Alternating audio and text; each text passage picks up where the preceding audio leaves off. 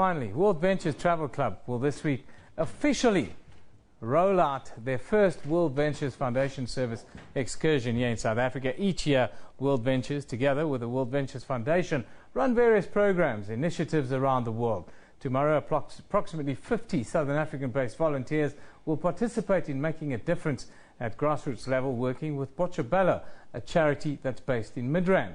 Botshabelo not only runs a baby's home for abandoned children and those given up for adoption, but also focus on preschool teacher training. Joining us in studio to tell us more is Stephen and Tessa Khan from World Ventures. Good morning. Thank you for joining us, guys. Hi. Good morning, Evan. How are you? Very good today. Very good. It's midweek and the cricket starts tomorrow, so, I'm happy.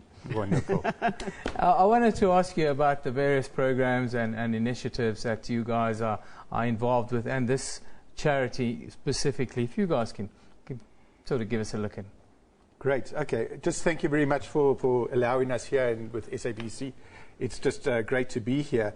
World Ventures and World Ventures Foundation are a company based in Plano, Texas, in the United States.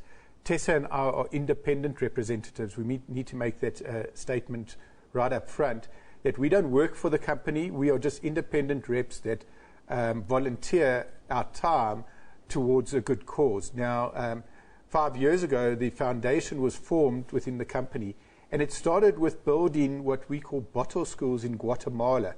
And Hug It Forward, which is a charity organization, requested some of us as volunteers and members as ourselves.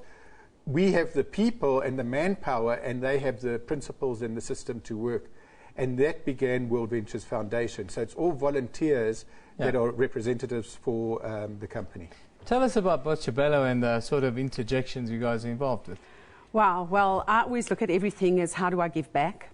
And we were introduced to Botshabelo in December, where we had a braai, where we got together, we collected stuff to donate to the home. And we decided we wanted to do a volunteerism here in South Africa so we can give back to our people. And we went into Botshabelo, and I left my heart there. So what they do is Botshabelo look after children from the ages of birth to the age of 2. They are abandoned children, children that are up for adoption. So they do a lot of that work. And I said to them, how do we give back? And they said, well, we've got another arm that actually helps uplift and educate children from the age of 6 months to 6 years. And that's where my passion actually lies. So now with this sort of interjection, are you looking at maybe extending it elsewhere around the country, taking it a little bit nationwide? Well, absolutely. I mean, we have representatives in all the major cities and all around South Africa. There is an initiative that is taking place in Durban. We have started this one here in Johannesburg, Midrand area.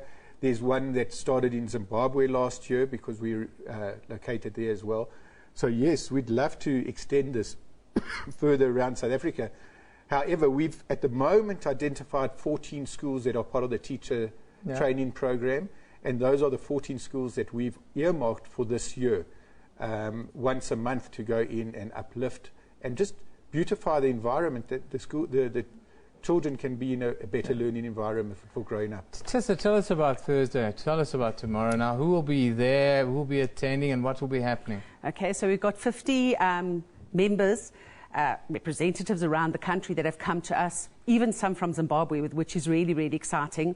We're all going to meet up in Midrand. We're going through to Botshabelo. What we're doing is we are building and painting and doing kitchens and all sorts of things. But we have got Carl Lowe, who's our international, what is he? International expansion, in charge of international expansion, vice president. He will be out here. He arrives today, I think it is. And Matt Morris, who's one of the top income earners in the business, and he has a bestseller. So that's really exciting. So they're coming out. They're going to get involved at grassroots, do some painting. And what's even more exciting, I'd like to share with you, because we've got so many volunteers and because we've been able to raise so much money, we are going in, and last night a decision was made that we're going in and we're actually going to be painting a foster home as well tomorrow. Well, that's fantastic news. Just to tell us about the funding around the project. How does it work? Okay, so the funding is not coming from any organization. We, as I once said again, we are volunteers. So each volunteer has contributed a small amount of finances to fund some of the purchases that we're doing. But we've had people doing cupboards over the week. They've put kitchen cupboards in. We're putting kitchen sinks in. We've got a fridge that has been donated. We're taking the kids out of the school to Laurie Park Zoo, and they're able to give us a massive discount.